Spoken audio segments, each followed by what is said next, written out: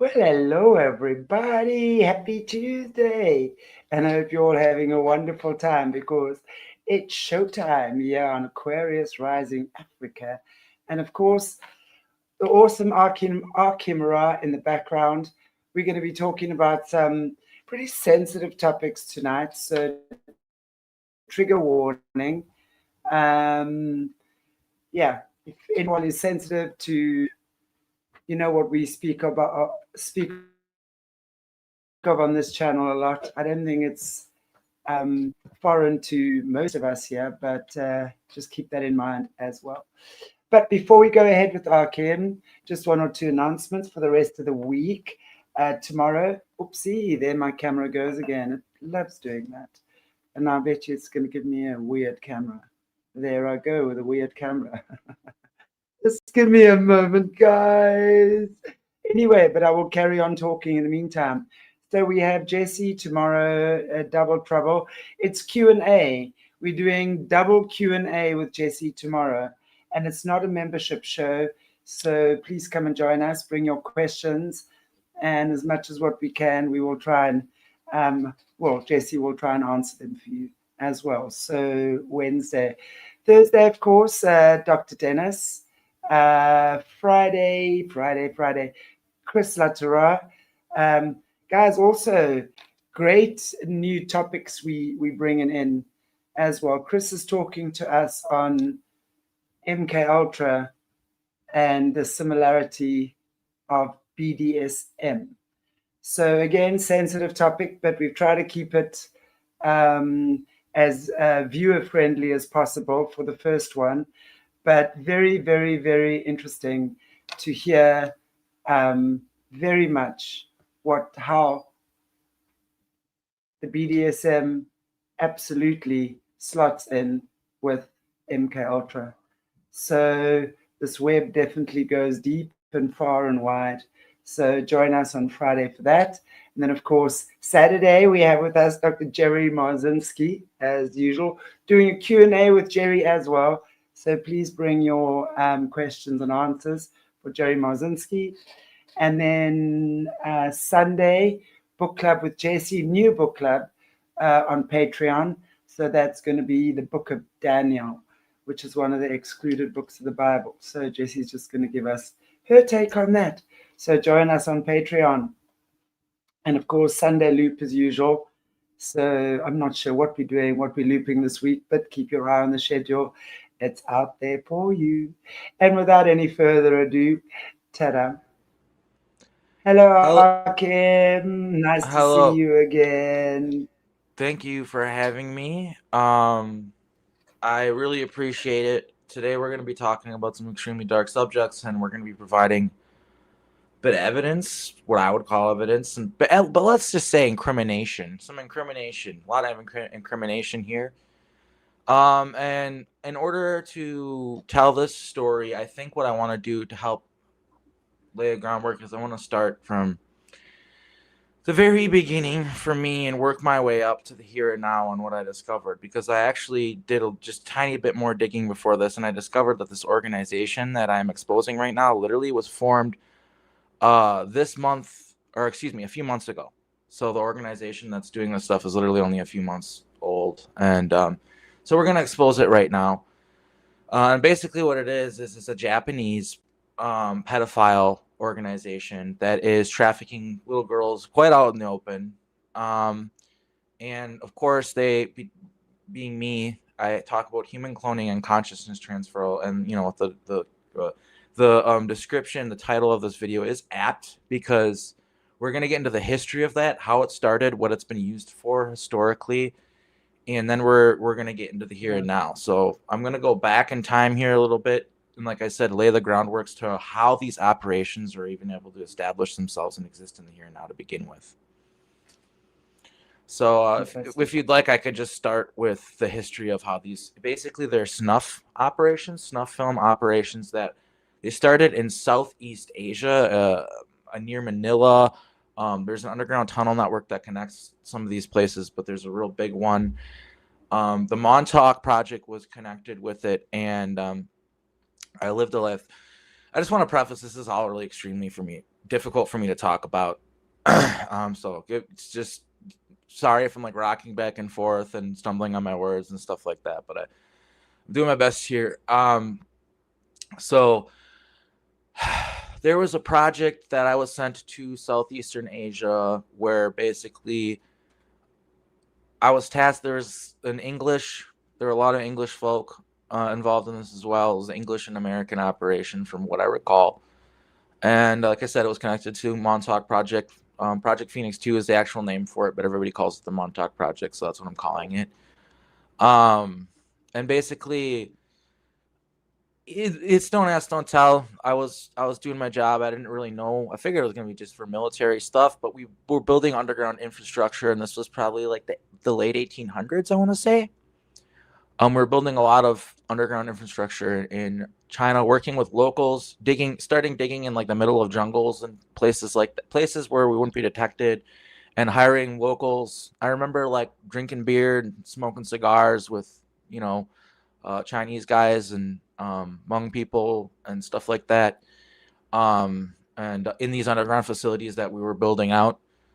And then there's a different version of me, unfortunately. So it's like I was building my own hell. So they cloned me, and I have alters to explain it to people, to kind of give them some groundwork. We could do a whole show on that. A lot of people understand it. I'm just hoping that people understand that. But I had a different alter, a clone of me. Okay, so I have an Australian alter named Edward. He's one of the big ones, closest to the surface, closest to my personality, quite potentially a polyfragment of the original me, pretty close to that, the original me.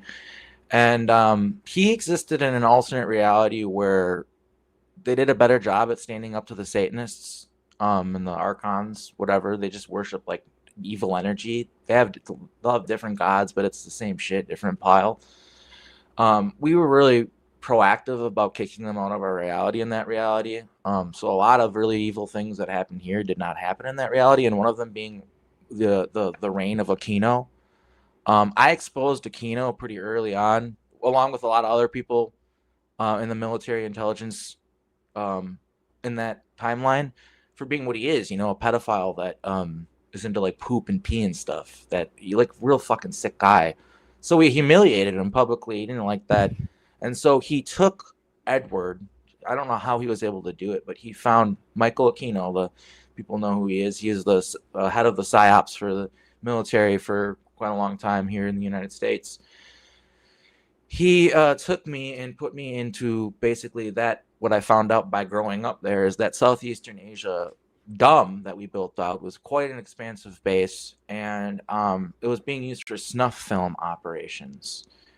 And they're basically kidnapping a lot of children at first because the technology got more and more advanced. So I'm going to get into the cloning and stuff like that. But that right at the beginning of it, they're literally just kidnapping kids, and they actually were getting murdered and stuff, and they weren't getting regenerated or put into new bodies or anything like that.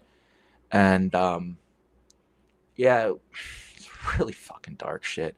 And Alondra Markman, who you should interview, remembers this place. He was also there. And I'm gonna tell a little story about what I remember, or the one interaction that I remember the best, because it changed my entire life down there. So from the point of birth to about 6 or 7, I think, I was raped every day over and over again. But I was starting to get put in situations where they were telling me to do stuff to little girls. And this was happening. I was doing some stuff to a little Asian girl. And there was this royal guy. He's part of the royal bloodline, clearly. A Rothschild. Because you can tell they all look like, they all have the kind of the same look. He told me there was a brick on the ground, and he told me to pick up the brick and smash the little girl's head. And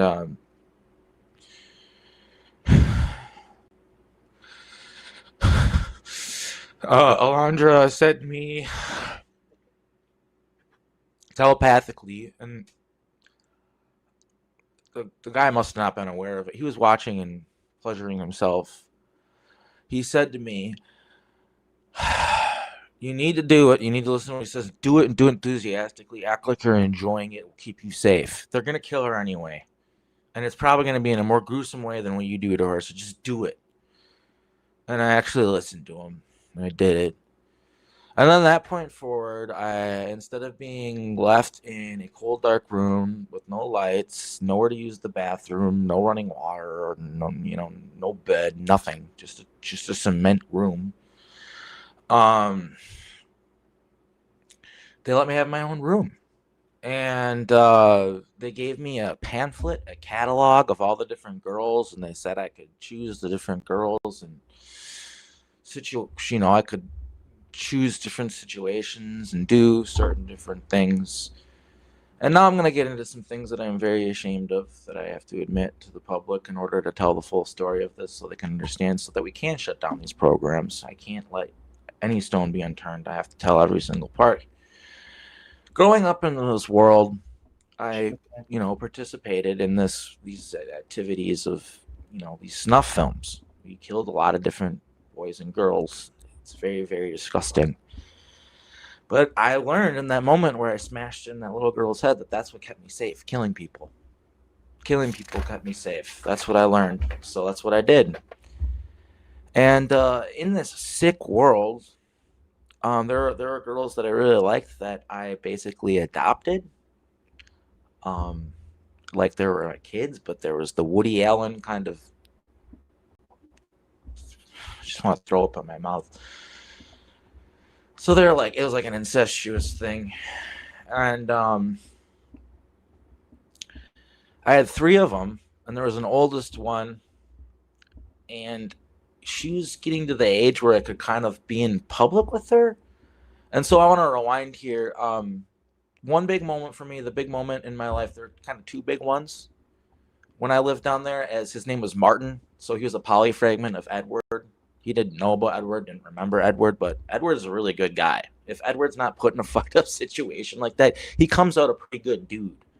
But I grew up in that sick world, so I was a sick person. And anyway, there was a point where after I hit puberty, all the guys including the dudes, made me smash the little girl's head in. They were like, we're going to bring you to the surface now that you're a man. And we went gambling at casinos, smoking cigars, drinking beer, all that kind of shit. And they had me sleep with a woman who probably could have been my mother.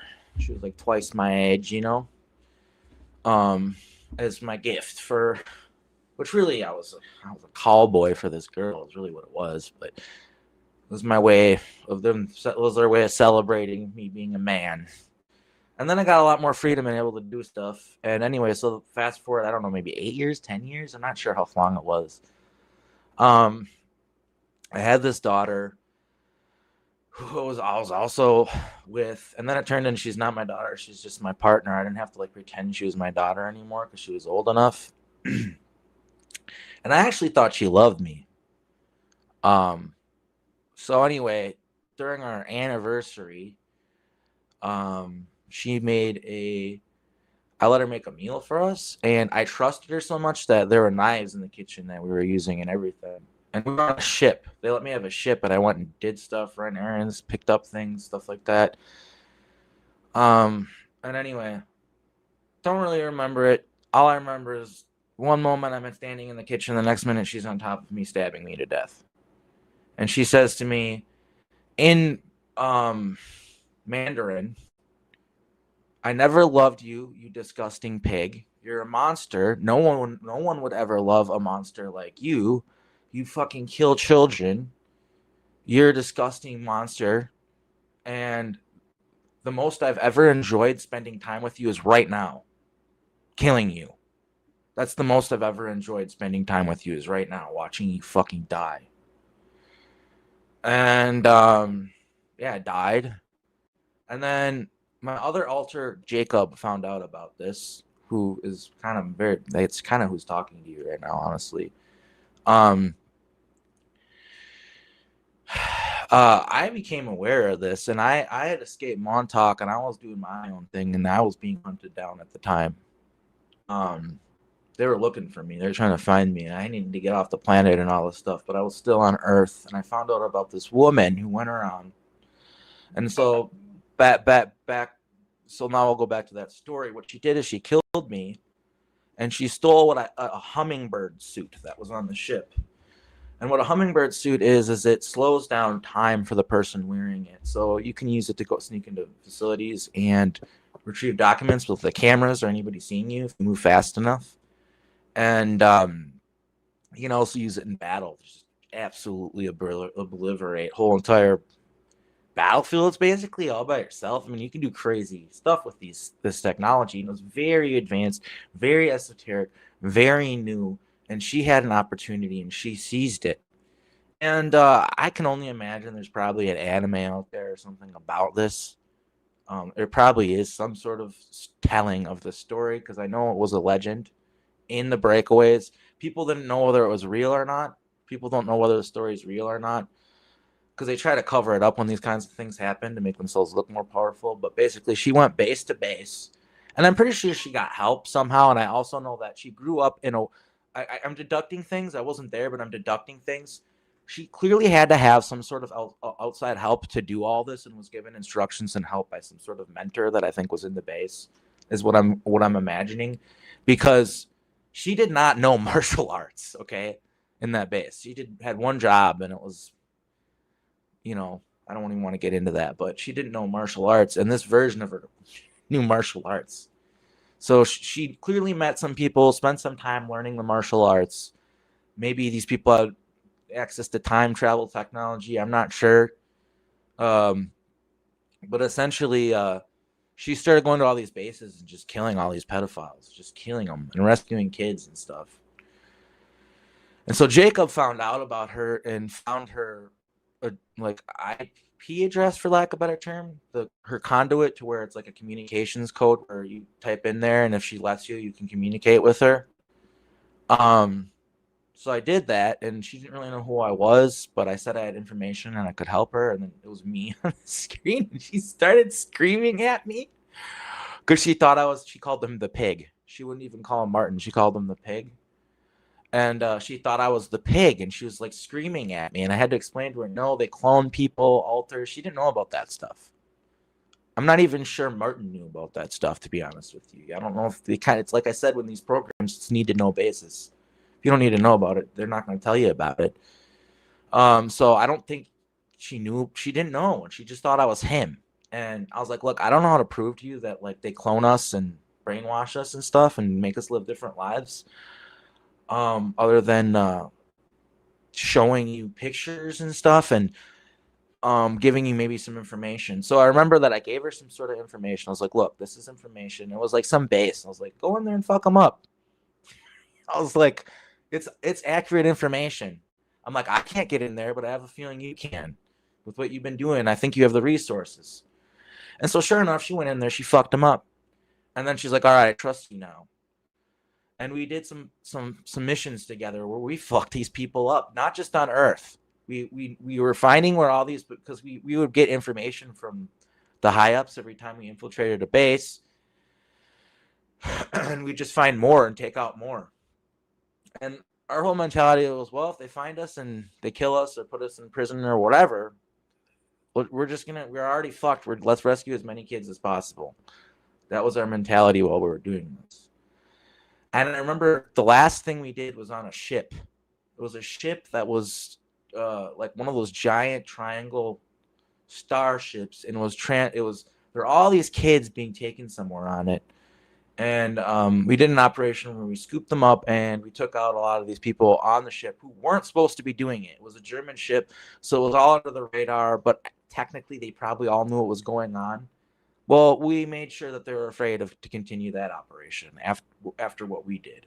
Because it's one of those things where it's like, even if you report it to your higher-ups, hey, these people came on our ship. Oh, well, what'd they do? Because there's cameras and, they're going to figure it out, right? So it's like, we're actually pretty safe doing that one because what they're doing was extremely illegal. We just had to get in there and get out. That's all. But yeah, we got these kids and did all this stuff and fucked all these people up. It was a blast. And I remember Because fuck these people, man. I feel guilty about killing people, but fuck these people. They deserve it. But anyway, I remember like I was like, look, because it was gonna be the last time I saw her. We were hot already, and after doing this thing, we were gonna be real hot potatoes.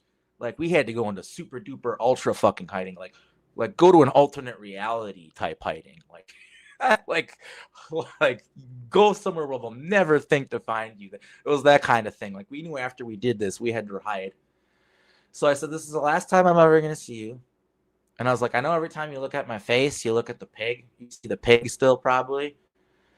But I was like, I look at you as a sister. You're one of the most strong, most powerful, honorable women I've ever met in my entire life. And it was such an honor to do all this work with you. I was like, can I just get a hug?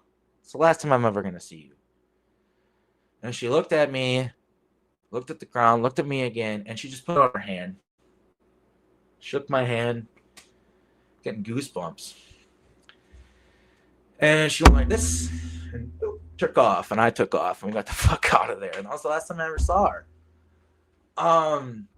But fast forward to now and what the evolution of these people is, because there's so much money to be made and stuff in this. Like they're not gone. They opened up shop again, and they got more advanced, and they started using the cloning and the consciousness transferal nodes, and they moved their facilities to more advanced locations with more advanced technology. They got portals, Faraday cages that make it harder to portal in to these places. I mean, they got more resources and more power and more technology to make it more, I guess, clandestine, to the point where these people are doing this stuff out in the open now, and that's what we're getting to now is the modern day and age. So I recently went to Tennessee. It has nothing to do with the story. I came back, though the day I came back, they took me for like the most fucked up thing I've ever been taken for ever, that I've ever had the fucking misfortune of remembering. And basically, I woke up and my member hurt, my dick hurt. No other way to say it. And I was like, what happened to me? And I got the memories back. It was bad. It was bad. Still is bad. But basically, I woke up in this place. I was given instructions. I was made to do their snuff film stuff as an actor in their snuff film stuff. They put you on drugs. When you wake up there, they blow this air in the room that makes you like, whoo, like fucking makes you go crazy. Like pheromones, like that alien pheromones or something. I don't know exactly what it is, but it makes you go nuts, and it all bunch of sorts of mind control shit goes into making me even be able to do this stuff. So I want to clarify that, but I did do it. It's like I wake up, I get these memories, I just feel so fucking guilty, so disgusted with myself. And then I start looking on Instagram and stuff, and I actually find the little girl. I found her. The actual little girl. And this is where it starts getting fucking crazy. So I'm going to start getting into the evidence here. So I'm going to bring it up on my screen, and then I'm going to share it here real quick.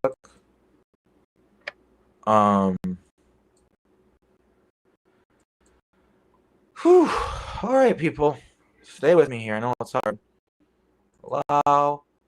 I'll share this window. Share entire screen is what I want to do. And then, so you see the picture here? Can you see it? Oh, sorry, I can't see you right now. Okay, can you see the picture? Where? Hello? Yeah, but if you go back, This right here? There, I can see it now. So yes. I found the Instagram. I don't know if I should say it or not, but with some of the Instagrams I'm going to give you, they're connected to this.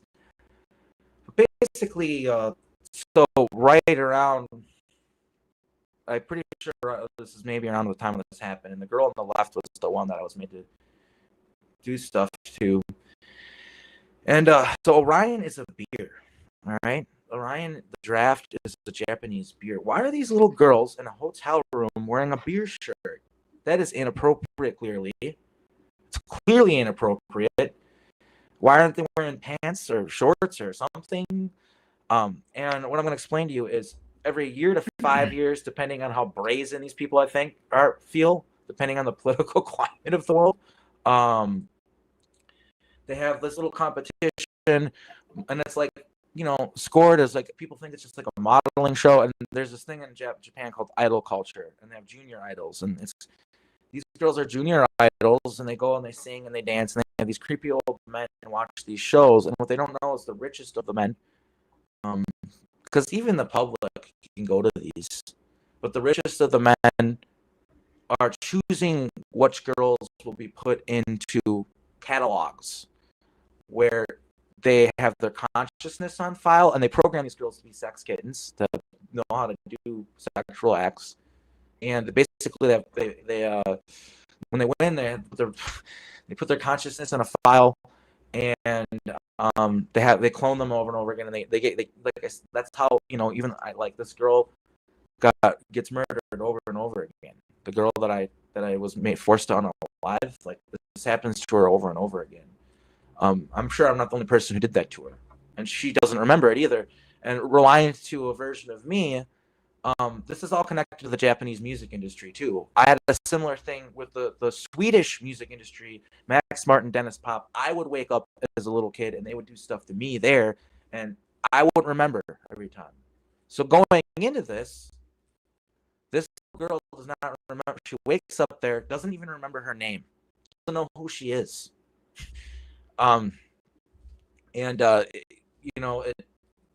It's scary as fuck, obviously, for her. And then she gets thrown into these situations.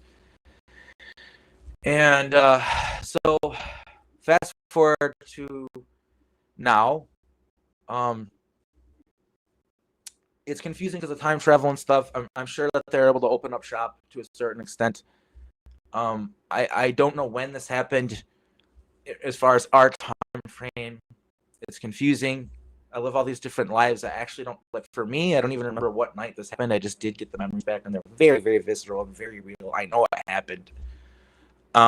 Basically, Jacob found out about Martin, and Jacob goes by the Bushido Code of Honor. I'm going to read that to you real quick here. The Bushido Code of Honor is justice, the ability to make correct and ethical decisions, courage, bravery in the face of danger, benevolence, to have compassion and show kindness to others. Clearly, that means not doing this. What they're doing to these children is not that. Respect, politeness, to be respectful of others' feelings and good conduct. Also goes against the samurai code. But sincerity and honesty, to be truthful and sincere in one's thoughts, words, and deeds. These people are hiding this, like cockroaches, like scum. Also goes against the samurai code. Honor, to uphold one's reputation and avoid shame. They are purposely. This is Aquino purposely shaming me. This is him purposely going out of his way to make me do something disgusting, to make me ashamed of myself. So it goes like that. Goes against the honor, the code of honor for the principles of Bushido, and then Chuki, loyalty, to be devoted and faithful to one's lord or causes. Okay, I don't know who I serve, but I know that they don't do this kind of shit. I serve God. From what I know, from this version of me here and now, I'm talking to you. Serve God. None of this shit. So they go against the code of honor. So I actually was able to convene with a council of warriors that I have that are like basically a version of Space Samurai. We still use actual blades. Sometimes we use laser swords, depending on what we're doing. According to Drago Reed, I don't remember that, but I was talking about it and he was there. Drago Reed was part of this, and Alter His was part of this mission. There were 5 of us. Basically, we went into this facility, one of their facilities at least, and we started killing all these guys and rescuing the kids. And I remember some things where emotion is always what grounds me in reality. And there might be people, well, is this screen memories or whatever? There's some people in the community who just want to believe we never do good in these programs. And I keep on trying to say, actually, we do.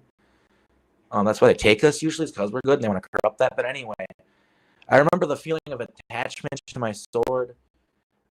And that's like an emotional thing that you can't replicate with screen memories. And I also remember the feeling of seeing that little girl that they forced me to do that to, and knowing they forced me to do that, and asking her with such trepidation, "Do you remember me?"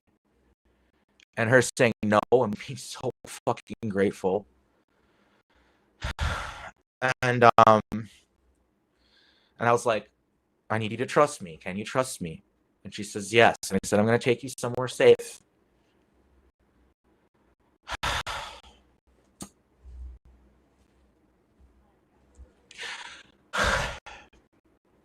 A good time. And we took them to a Japanese breakaway planet. I do remember some of the details, but there's so many breakaway planets, I want to keep them safe. So I will not publicly say where it is.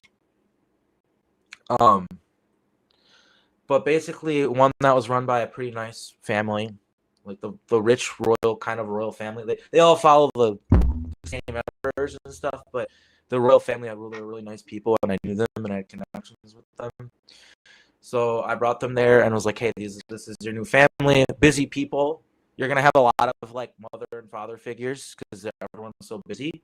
But they're gonna take really good care of you, okay? And you're strong. You'll be able to handle this." And I named her Katsuya.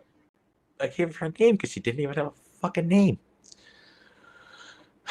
And yeah, and she lived out her whole life. And I visited her 4 big times where I stayed there for like months, at least, maybe even a year.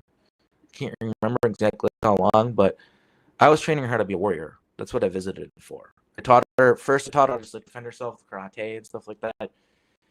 And eventually I taught her how to use the sword. And the whole idea was, I don't want you to ever be put in a situation like that ever again. So I trained her on how to be a warrior. And she grew. I got to watch her be a person, which she was not going to be allowed, and live a life and become a wonderful, awesome person. And it felt very good to reinvert what they perverted, because they tried to make me look at her like a sex object, which is absolutely disgusting. And now I look at her like a daughter, so that's kind of like very dark story, but at least there's kind of a good ending.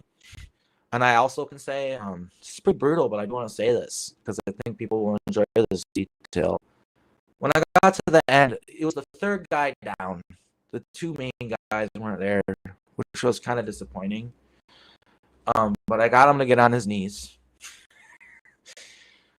And like I told you before this, it's terrifying, remember this, but yet also not. Because like even though this guy was a shitty guy, it's really fucked up getting this memory back. But basically I was like, you're the guy who likes suffocating little girls with his member, huh? And he couldn't even answer the question because he was so terrified. He was just begging for me to not kill him. I was like, I know the perfect way for you to die. You always tell these little girls, open your mouth, open your mouth, open your mouth. He's like, no. I'm like, open your fucking mouth or I'll kill you in an even worse way.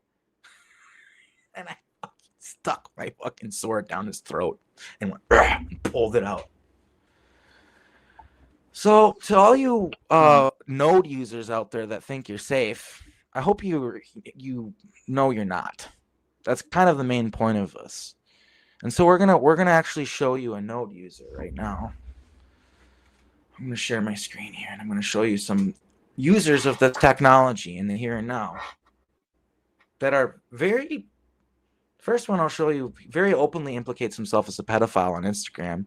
He does it publicly, so let's show who he is. This guy, they call him the Frog Man because he's connected. So actually, I got to start from the beginning. So I'll start from the beginning. This is the guy who is in charge of the node technology. He advertises his company under the name Lunar Love, and very rich clients can use It even in his public profile, Yasushi Yamaguchi, is he's in charge of basically a satellite to the moon for the moon and Earth, Terra and Moon satellite, and this broadcasts people's consciousness through their nodes to the moon, to their bodies on the moon, where they are able to do whatever they want to whoever they want. Oftentimes it's children, not always though. And it's oftentimes celebrities, things like that they're able to clone. These people pay a lot of money able to do this.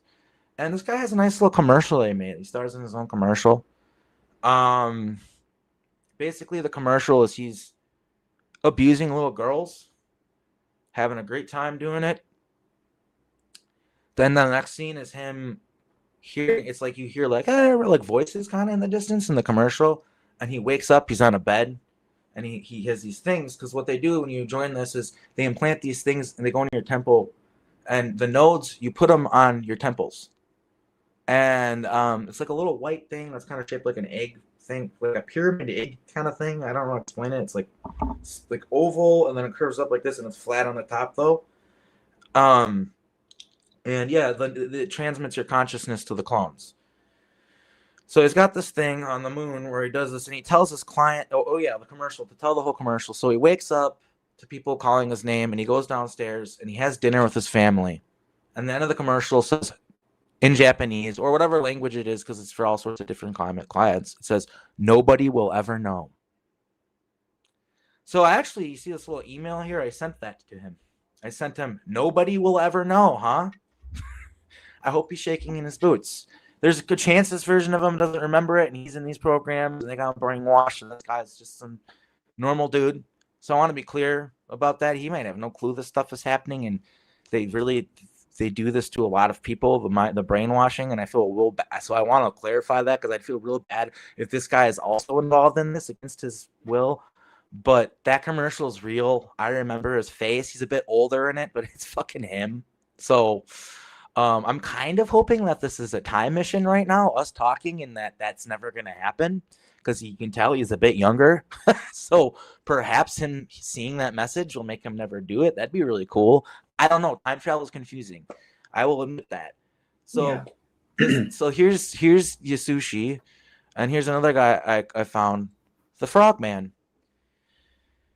And so, the Professor Yamaguchi, he has clients that don't like waking up on the moon. They don't like the idea of that. So first he made the moon infrastructure, but they actually, believe it or not, did terrestrial, what they call terrestrial structures here on Earth underneath the ocean second. And they use the same argument. And you can, if you look in, Jeffrey Epstein's connected to this. I have to do a little bit more research into this, but he's connected to the node technology. He knows these people. He works with these people. All of the tech companies that he was connected to, where they talk about cloud computing software, where you can actually run programs in the cloud. That's node tech. That's they have virtual realities. It's really complicated, but that's what they're talking about. And anyway, the Frogman, they call this guy the Frogman because he goes to the underground in a submarine and stuff like that. You know, there are people that like do it through their consciousness transferal devices. This guy actually goes underwater, does stuff. He's helped build some infrastructure underwater for them so they can have communication nodes and stuff like that. And he's got a lot of he incriminates himself. He follows these profiles of these little girls. He comments things like fire emojis and stuff like that on the profiles. This right here, Frogman, that Dr. Jekyll, Mr. Hyde plus Frog. What that is he's a real nice guy if you meet him in the here and now. The guy, a popular rock band. They're called L Garden. They're a Japanese rock band. But he's in the underworld, and to these little girls, he's an absolute monster. So that's why he has that in the description, and that's why it says, "If I die sometime, I'll cry, laugh, and enjoy a life." Saying this guy dies and wakes up and dies, and they're saying stuff out in the open because they think nobody understands this shit. And then this right here is a military patch for the Marauders. It usually says Marauders on it, but they just changed the name to Elgarden. And these are the groups that would go to planets and just like Vikings basically, and just rape, pillage, and just take over cities for the Germans, the Japanese, certain factions of them. So the logo for his band is literally a fucking military patch from the Breakaways. Here he is playing with his band. Like I said, a lot of these guys are connected to the music industry. It's pretty common for this node tech and all these people in this time travel and stuff to be connected to the music industry. He also has this, which is one of the girls that he likes from the underground, a cartoon of her. That's obviously a little girl. It's not a grown woman. Oh yeah, Black Sun, connected to the Nazis. A lot of these people talk about Save the Kids would be that are also aligned with Nazi ideology, would be pretty horrified to find out that Nazi programs are connected with this. Another example of that I can show, I don't have pictures of any of the little girls wearing it, but I've seen it, and it is on Instagram. This Cherry 88, they'll make them wear this. Cherry 88 with love, and it's a symbol showing that they have a sex kitten altar, and that they're connected to the Nazi programs to reward the Nazi soldiers. 88 means Heil Hitler. So that's like a Nazi code for Heil Hitler. So that's one of the things that they'll make these little girls wear while they're wearing, and they're like 10 years old, and they're wearing like these outfits that are just obviously inappropriate. So here's the little girl that I was forced to do stuff to. This is a picture that's on her Instagram. That's really, really weird. People might wonder, why is this picture on her Instagram? There's a client that wanted to be able to pleasure himself to her in the here and now, and he wanted to have a picture of her crying. So the madam, her mother, obliged. So her mom is a big madam for these people, and supplies them with clients and girls, and this is her. So just a click away from her profile is this. All right, just a click away from that little girl. And what is she advertising on this profile? Her little girl. All right, that's her. It's like fucking right out in the open. This is a madam working for a Japanese breakaway Orion. It's called the Orion Group. The Orion Group, and that's why it's the Orion Craft Beer Company. They're involved. They are controlled by the Orion Group. There's Orion Group doing a lot of stuff, and so, and I literally had to choose that picture. I couldn't show you because her Instagram, because you literally see her little girl's face in the blurbs, and I don't want to show her face. So, and then here's another thing: is these are for clients that maybe have a little bit of a moral compass. This is them advertising that they have. There are these girls on the breakaway that they never really. This is them at full grown. They might eventually get wrinkles and stuff, but they live a lot longer and they kind of look like little girls. So guys that are like into that but don't want to do that in the breakaways will spend time with these ET. And this is them advertising that they have that available to their clients. So pretty damning stuff here. We're really getting into the weeds here pretty deep. Arkheim, is this Japan, or is it It's Thailand, Japan, or just Asia Japan, as well? It's Japan, but it's connected to other places as well. And so there's this company. This is the company that I said to you earlier. It came out in July of this year. And that madam, this is the madam that's the head of it right here. And basically, they're brainwashing little girls and turning them into sex slaves, and they have a school and everything. And this is their mission: delivering love and happiness to people, filling the future with hope. Our mission is to create a society in which everyone can shine brightly on the lives of everyone involved, where everyone can shine on their own way. Smile and hope for Japan with Gal Minds. Be bold, free, and positive through the keyword Gal Mind. We will create a future full of love and challenge without being bound by preconceived notions. So Gal Mind is a fancy little word they're using for sex kitten programming. All right? That's what Gal Mind means. And This woman talks about basically being like a feminist that's lifting up women, but it has her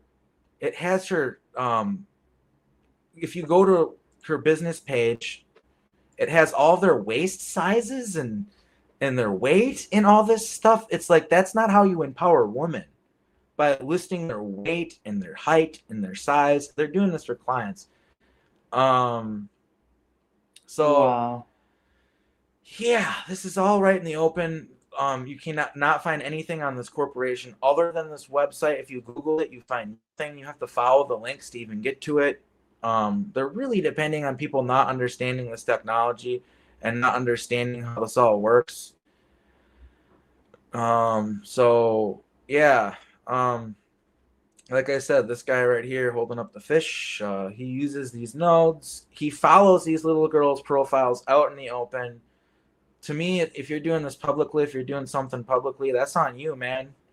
Like, I'm not the one who forced you to follow those little girls' profiles and comment on their pictures out in the open. And while you're in a famous rock band, it's 2025. Get with the program. That might have been cool in the fucking 1980s, but it's not anymore. Like, so yeah, I wanted to expose these people and their technology and what it's being used for. Yes, it's being used to transmit people in the clone bodies to be fighting wars and super soldier bodies and stuff like that, which James Rink of Super Soldier Talk has talked about for over a decade or even longer, I think. Max Beers talked about, etc., etc. That is real. They are taking us in our sleep through REM node snatching, like the consciousness snatching technology, and putting us in the clone bodies. But unfortunately, Occam's razor, unfortunately, they're using it to make money off of sexual slavery. And so another thing that's very unfortunate is most famous celebrities have clones that you can pay money to spend time with in these programs. The reason why Stephen Hawking, who was such good friends with Jeffrey Epstein, was obsessed with Marilyn Monroe is because he would spend time with her sex kitten alter in the underground facilities, and which is an interesting psychological phenomenon that could surely be studied with this guy. Is he was very much known as the monster of Epstein's cloning facility, where he let people pay to do this stuff, because he had his own thing going on, and he was one of the more high profile clients that he had. And he was famous for just being because he couldn't walk on the here and now, and then he'd wake up in a clone body that worked where he could walk around and stuff. So man, he just was it just made him cuckoo or something, that juxtaposition. So he was really known as the monster down there, and that's why he had a picture of Marilyn Monroe in his bathroom, so he could fucking wank it to her whenever he wanted. Sorry, just put it out there. This is public information. True story. It's public information. And her real name was Norma Jean. She was a Montauk time soldier. Very, very awesome woman that deserves a rewriting in history. And Hugh Hefner fucking corpse is buried next to her. That needs to, like, the rose ceremony for Montauk that we want to have happen that's like up there in importance to me, to get rid of Hugh Hefner's corpse, because he literally buried himself on top of her. What a fucking creep, dude.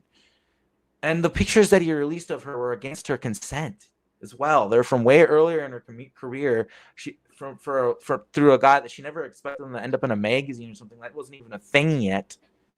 And so yeah, just a real creep, Hugh Hefner. And that's one of the things that I really feel is important, is recorrecting the story on Norma Jean, on Marilyn Monroe, because she was just an absolutely powerful, strong woman, and a lot of people already know that. So like that history has kind of recorrected itself in a lot of ways, but I would like to hear, your opinion on her from the time traveler, super soldier perspective. What do you know about her, Marilyn Monroe or Norma Jean? Yeah. She's a soldier. She was a soldier, and she was a spy. She was a spy. And something that she could do, which to me proved she was an asset, is she could go in public and walk around with the normies without being identified as her. This is a fucking true thing. While she was alive, she could go in public and walk around and no one would notice her. And there's a famous story of her going, hey, you want to see something cool? Watch this. I'm going to turn into Marilyn. And then all of a sudden, everybody notices her and knows who she is. Something that I learned from Colin Fraser, who's not a very well-known Montauk survivor. He's only done a few interviews, but every time I see that guy, he's got a different haircut or something. I'm like, hey, how do you know me? It's Colin, dude. I got a haircut, or I'm wearing new glasses. I'm like, you look like she had that same talent where she could tie her hair up and all of a sudden she's a different person. Like, so this was what made her such a good spy, such a good asset, is even as a famous celebrity, she was killing people. She was taking people out and doing missions in the here and now. That's how good she was. Explain that. Marilyn may not have known, but for instance, she was close to JFK. That was to get dirt on him, and that was an intelligence operation. She was a Montauk soldier, and unfortunately, she did some things that were kind of shitty because Montauk wasn't exactly positive. But the way that I like to measure things when I measure Montauk, to make myself feel a little bit better, and maybe it's just me trying to make myself feel better, is even though there were some evil people working there, we did make the humans a little bit more independent from the Draco, from the reptiles.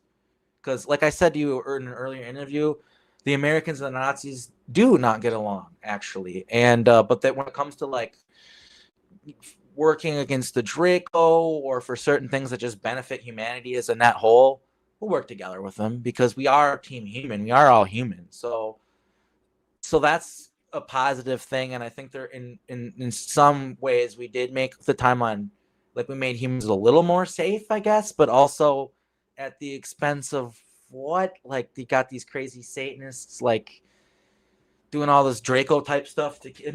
All the rape, the chrome, all that, the eating people, they get that from the lizards. They're just monkey see, monkey do, So I'm kind of losing my train of thought here, but yeah, no, there's a lot of it, and it's something that really throws people off. But I don't know. It's like with how crazy the things that I experienced.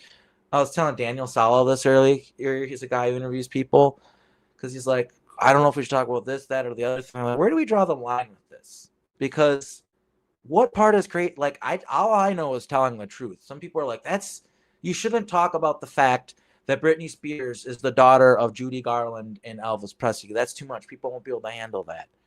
Well, where do you draw the line? They can handle the consciousness transferal and the cloning and stuff. Don't you think that's crazy? I feel like once you've broken past the barrier, you're there already. Just present the information as it is. The rest will figure itself out. There's also people talking about this, and we're all saying the same stuff. Like, I'm sure me and Jesse have never even had a conversation, your main homie that you have on the show all the time. And I'm sure our testimony lines up all the time because we experience the same world. So that's what it's really about. And like, sometimes we make claims that seem wild, but they're not claims. It's just reality. Like, she really was a time soldier. And the more you look into it, the crazier it gets. Like, a book just came out called Occult Elvis, which I really got to get. I really got to read. I forgot about it. And my partner, Kat, was just telling me it finally came out. And it's about how he could heal people, how he could do all this crazy stuff, which proves to me he was a Montauk time soldier. I knew that already. And then there's a whole documentaries about how he was military intelligence. These came out like the 80s or the early 90s or whatever. One of the documentaries about that. So this is not even new information. All I'm saying is, yeah, the time travel aspect, Camp Hero, like he was there. And then we had kids and they were put into the music industry to make money. Like one of mine being Avril Lavigne, which people are like, it's another thing where Daniel's like, I don't know if you should tell people that makes you look crazy. Well, it's true. I don't know what else to say. Like, that's my daughter. Like, and they put her into a fake family and a fake life to make the time corporations just insane amounts of money. And that's what they do to our kids usually. Especially us who were known for making songs and stuff like that, because our kids usually have the talent too. And what we're going to get to is also, speaking of which, So something that I found out through Jacob, and I didn't believe him at first because I was like, no way. I'm going to share my screen one more time. I had a son with that woman who killed me. Excuse me. And that's one of the reasons why she just really went for it too. It's because she's like, I can't have a son growing up in this world. He would have been the same thing as me, raped from birth and just all this crazy stuff. He would have grew up in that world. We wouldn't have been able to protect him. I wouldn't have been able to protect him, even if I wanted to. So she just needed to get out of there. It was like of the utmost importance.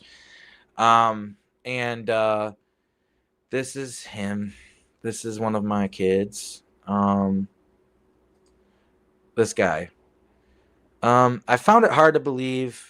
Yes, the hair is kind of fluffy like me. He's kind of got a little bit of the rounded chin. I can kind of see the nose, but he looks like full-on Japanese, kind of like is a full-on, I don't know, kind of looks like a full-on Japanese guy. So I was confused by that. But then I found out, and people can Google it or whatever, his first band was called Hummingbird. And that confirmed it for me, that it is him. Like, there's no way that that's a coincidence that he named his first band Hummingbird after his mom, and to tell these fuckers, stay away from me, you better be afraid of me. Don't fuck with me. I think he's in that world. He knows about it, but I think he's a good person. At least I sure hope he is. Seems like it from what I see. Like, I look at his Instagram and stuff. He gives me really nice vibes. He seems like a good dude. He seems like kind of like the Japanese Jimi Hendrix. He makes a lot of music for animes and stuff like that. And he's globally known because a lot of people like anime. And yeah, so I don't know. I just figured I would share that. And that's another thing where, like I said, certain people are like, should you share that? Does it make you look crazy? It's facts. I also want to say, if there's any chance that he would ever see this, Yoshiki would ever see this, I do care about you. I'm not your father. Whoever raised you is your father, clearly. But I'm proud of you and everything you've accomplished. And I am sorry that you came from my DNA in such a screwed up way. But I'm really glad that you seem to have been able to build a positive life despite that, thanks to your mother, who I hope you are very inspired by every day. Because she was an absolutely incredible woman, maybe one of the most incredible women to ever lived. There should be a movie made about her. And yeah, that's just want to end it on like a positive note. Like, we can take out these groups. We can do positive things. Time travel, so they can, for all I know, they went back and time and moved it, and they're still doing it and stuff, but they can only do that so many times, right? Like, we got to put the foot on, like, the public pressure on this. We have to make this more normalized. Like, you are doing really important work, Chantal, by helping the public understand that this kind of like far out there occult stuff is understood more and no longer occult. Because all occult means is hidden. That's what it means. Hidden, yeah. So if it's not hidden anymore, then it's not occult, and it's just public knowledge. And that's what we're trying to do, is we're just trying to make this stuff public knowledge. And I don't want these guys to feel safe doing this stuff, hurting little kids. They think they're safe because there's no bodies and they can just clone them over and over again and stuff. But I want to let them know, no, you are not safe. We're coming for you. I want them to know that. Oh, yeah. Stop using me in these programs. I also want to say that implicitly. Like, stop using me. You don't, like, I just don't understand how stupid these people are. Like, it's public fact that this altar goes on the internet and does interviews. And these people still took me, depending on me not remembering them taking me, because they did it so many times. The only reason I remembered is because I'm getting taken like every night. And for a week while I was in Tennessee, they didn't take me at all.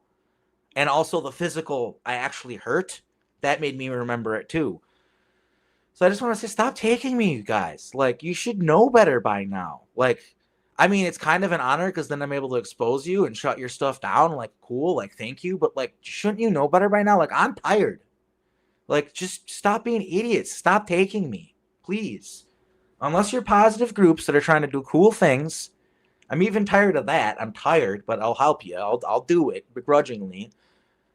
Just, yeah, like you should be afraid of me at this point. Really, these groups should be afraid of me by now. They should be afraid of me. And I don't like going toe-to-toe with these people. I don't like making threats, but they do it to me. So just leave me alone.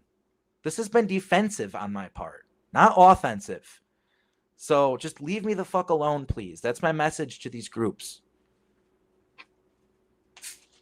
I wanna ask you, Akim, when you talk about them taking you at night when you're sleeping and stuff like that, obviously through REM, and they have ways of transferring your consciousness. How does it work that you feel physical pain? Because I'm assuming that unless you're physically getting up That's a really to good go question. to these, yeah, They physically took me that time for whatever reason.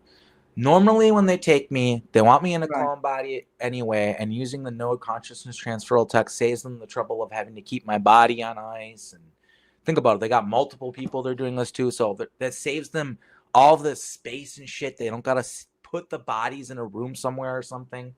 So when they want me in a muscly body or whatever, that's what they'll do to me. But in this case, they wanted the people that watch it wanted it to be like some normal looking dude so they could imagine it being them. So they actually just used me in my regular body. They actually physically came in, and I don't remember being taken. Don't remember that part. But I do remember being put back and walking through a portal and lying back in my bed and going to sleep. I do remember that for this particular time. And so, like I said, if it's a situation where I'm going to be put into war or whatever, this body, I am enjoying not having to work out every day and have a military regimented diet and all that stuff. I'll be honest with you. It's nice to not have that stress. Although maybe I should be a little bit more proactive about my health and all that, but I digress. But yeah, I just occasionally, and the more rudimentary groups, like groups that are like from a really long time ago, for instance, like they're the guy Alexander and Paramanov. He took me one time. People can look him up. He's part of the group Spiritual Boy and all this weird stuff. Mary Beaver talks about him. I got taken by this guy to the planet Maldek in another timeline, and he physically took me through a portal and stuff, which is what made me remember it. And so, yeah, some groups, they do not have these nodes. They don't have access to it. So they just physically take you through a portal. So, and even Montauk, at the beginning of Montauk, we did not have nodes.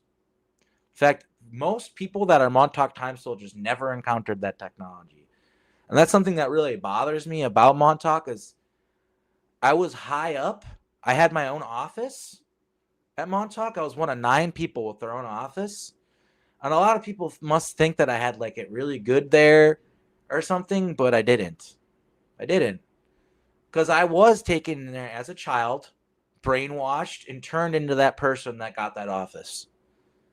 And yeah, like for an example, I'll give you an example. A bunch of kids were jealous of me because they fed the kids dog food.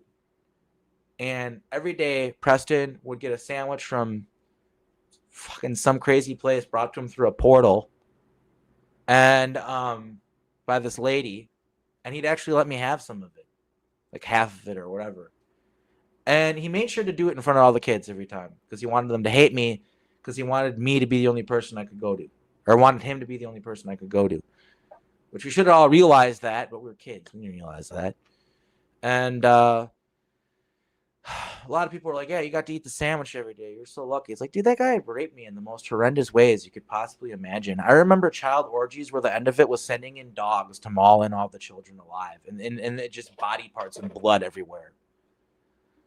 Yeah, so that's what I got to experience. I was so privileged. I got to eat a sandwich every day. Fuck you to these people. Sorry. Like, like, yeah, like, people also will remember that I enjoyed some of these sexual acts and some of these things because they used me as a bull in these programs. And I also want to remind people that I was programmed, and I was put on drugs, usually pheromones and things like this. And not only that, like I said, that moment where when I smashed in somebody's head, and then they give me my nice cushy room and I'm sleeping in a bed from that point forward on. What do you think that teaches a person? Like I said, killing people and hurting people keeps me safe. That's what it teaches you.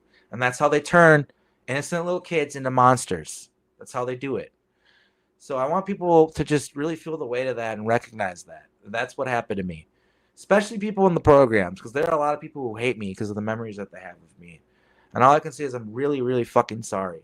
I am genuinely extremely sorry for all the hurt I caused. But I know a lot of people will recall the fact that I was part of the team who wanted to take out Preston and all those guys. I was a part of the revolution. I hated them. Like, people do not understand what Preston did to me. Like, I've just gotten, I feel like what you just heard was like nothing. Like, that guy really had it out for me. He was a creep that was in love with me, and because I didn't want to be his weird child bride, he got all fucked up over it and took it out on me in really, really unimaginable fucked up ways. So that's the privilege that I got, everybody. Like, people just don't understand. It's stuff that I literally can't even repeat at all, nonetheless, on YouTube. It's so heinous and gruesome and disgusting. So, yeah, I never wanted to be evil. I am of Christ bloodline.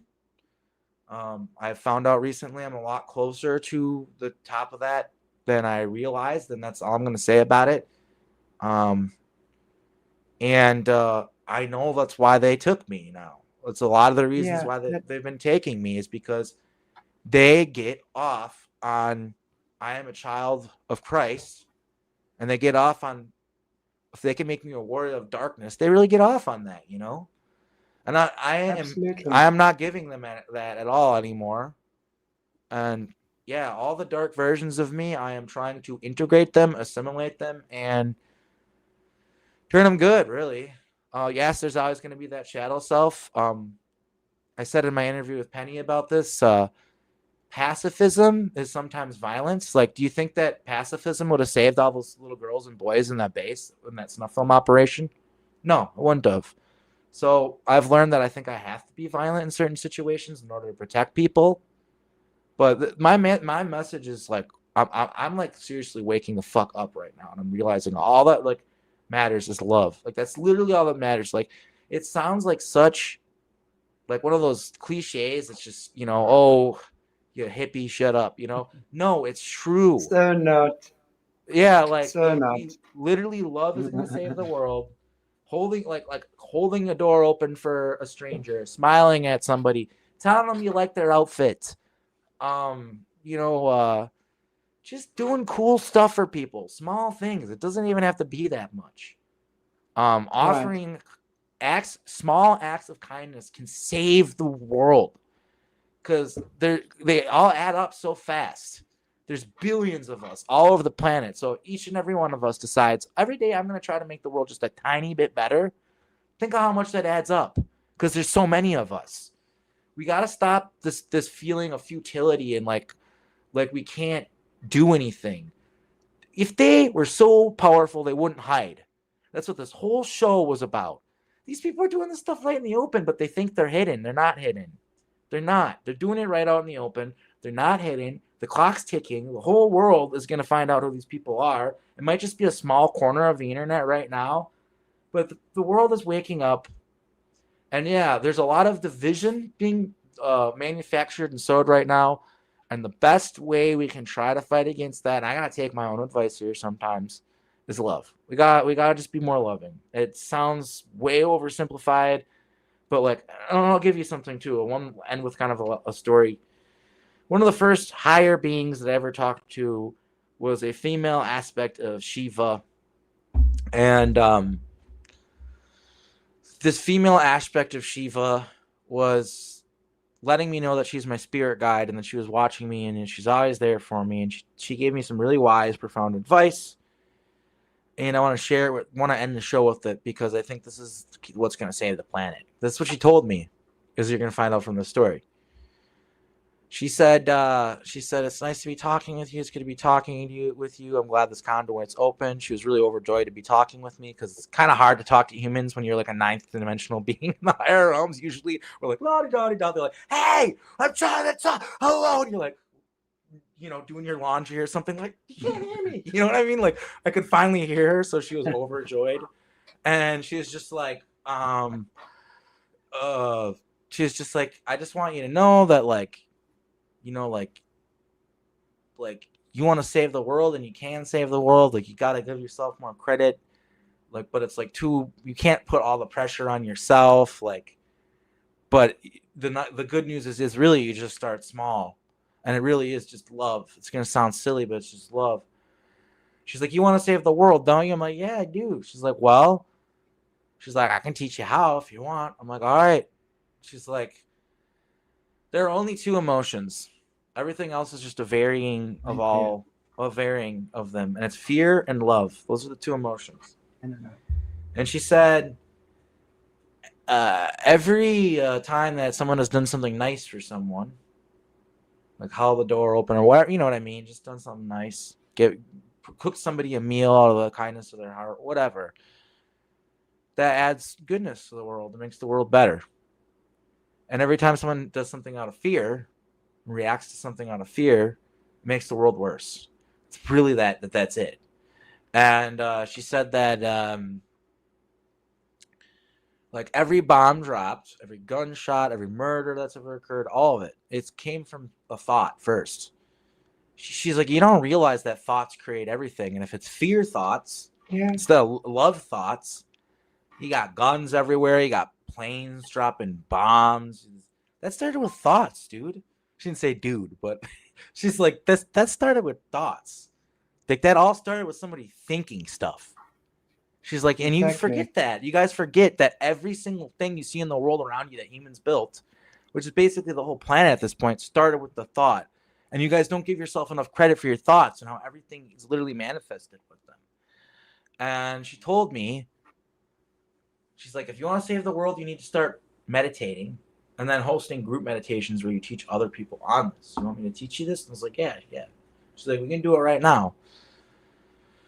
And so she said, imagine like good feelings, like moments where you did something nice for someone just because you wanted to, or vice versa, just both, really.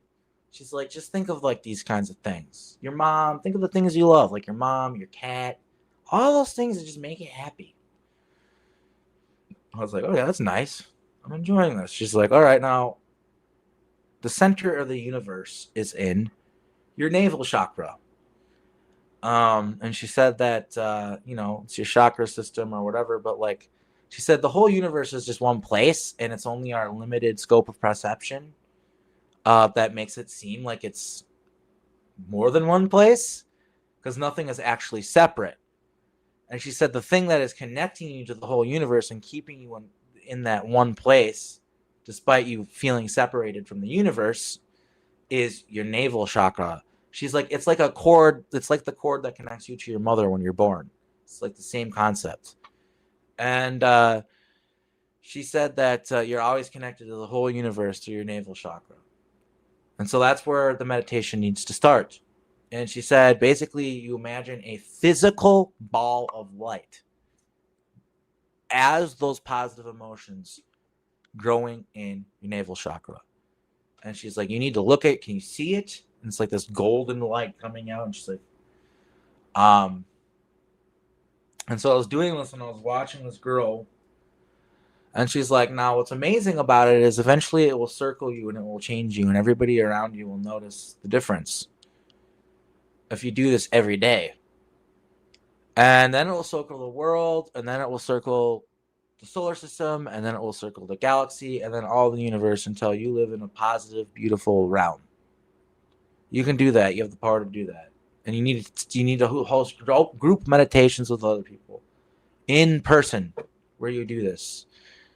And I do remember another timeline with an individual who I do not trust anymore. And I'll just name his name. I try to not talk bad about him unless I absolutely have to. But it was Brian Singh. And we hosted one of these group meditations. And during the group meditation, they took him out. They shot him. Somebody assassinated him. It was huge. And it was in Sedona, Arizona, and they assassinated him. And I got my questions about him. Like, I'm literally wondering if that guy's like, I don't want to say anything bad. I used to affiliate with him. I don't anymore. And I don't think people should trust him. But that did happen, and that was one of the reasons why I actually did trust him for so long. Was that memory? I was like, if this guy's controlled opposition, which I do think he is now, I was like, why?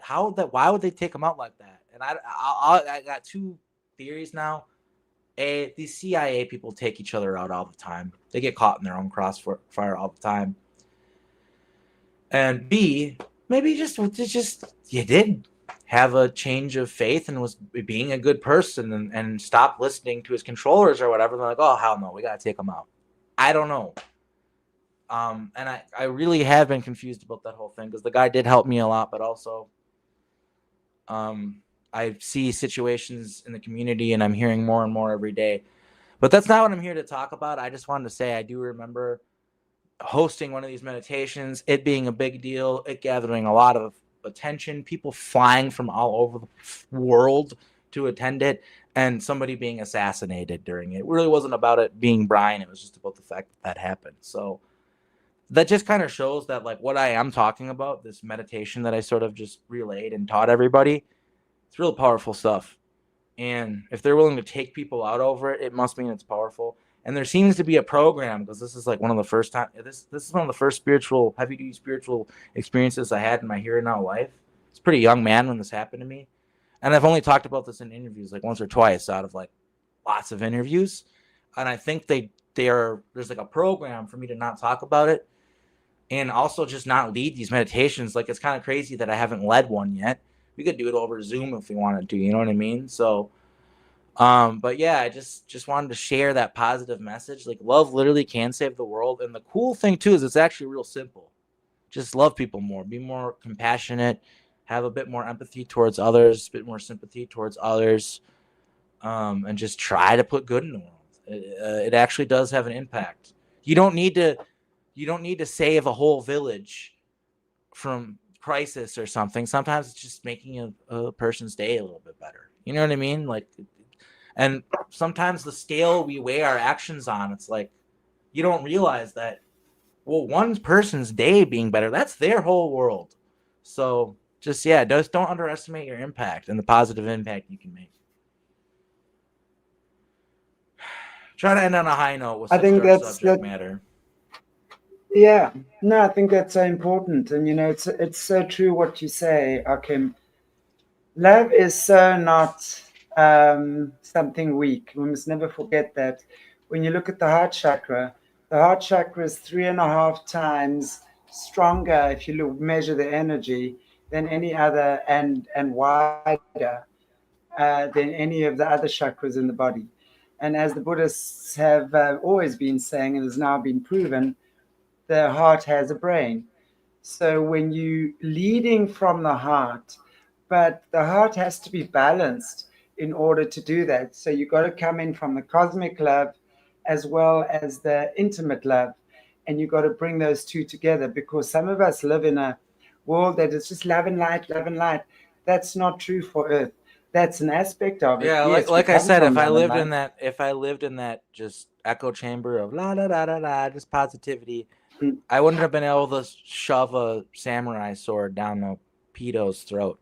Yeah, Like those I girls think they needed to be saved, and pacifism couldn't have done that. I think, in order to obviously be that for someone, I say that because you were pretty much their protector and their savior, you know, we have to also come back. And it's what I was saying earlier on. We have to come back to self love. That's the first thing. If we haven't understood, and that's why we talk about forgiveness. Forgiveness is a toxic word in my dictionary many times. We talk, we should replace that with understanding. When we seek to understand, the answers arise.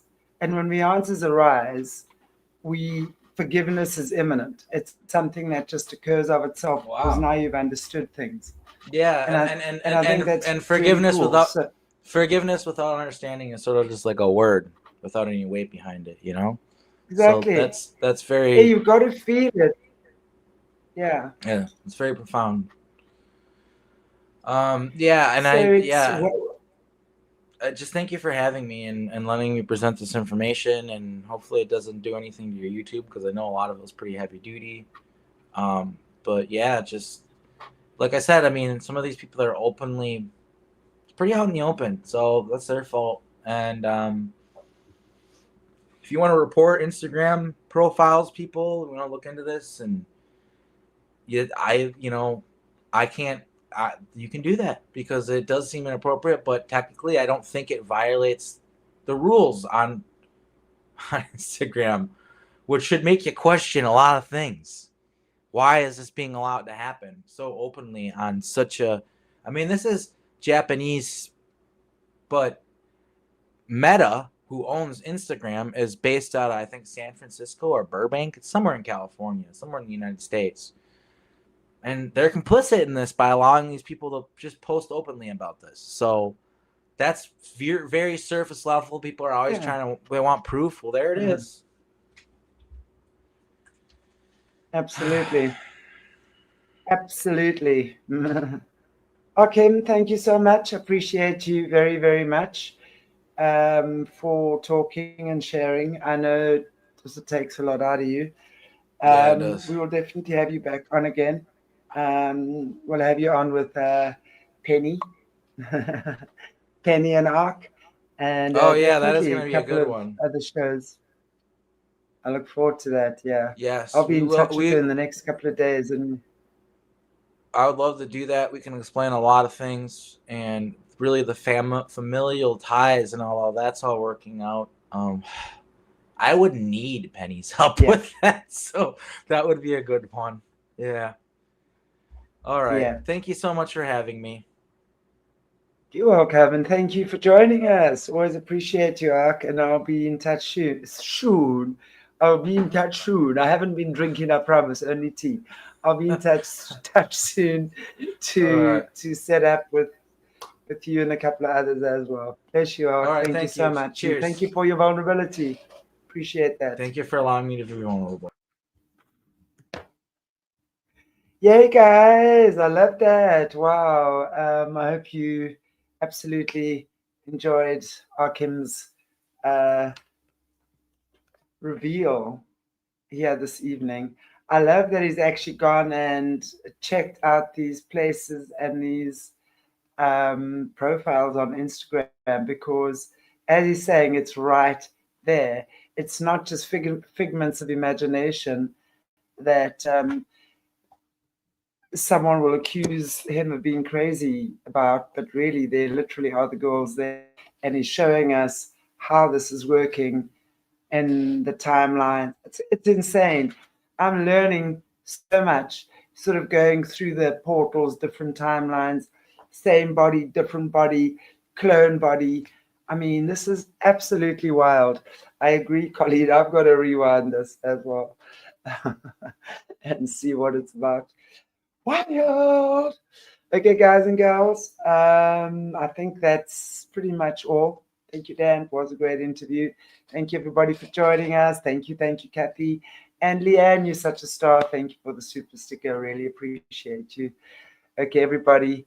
I will see you tomorrow. Double Trouble with Jesse, same time. Two shows of question and answer. So please, I've got a couple, or quite a few actually. I know it's always difficult to Q&A with Jesse in the shows because we cover so much. There's not much time usually. But yeah, I've got quite a few questions that I've collected over the months for her.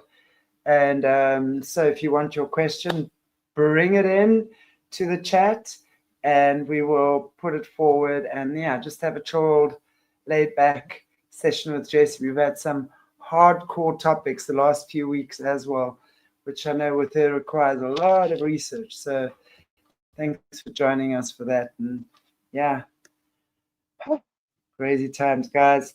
Thanks for doing life with me at this time. Even though I'm sitting here looking at myself, talking to you, I don't like looking at myself. I'm always looking at someone else. I like looking at your names in the chats. Okay, God bless you all, and we'll see you tomorrow. Okay, everybody, have a beautiful, beautiful, beautiful day.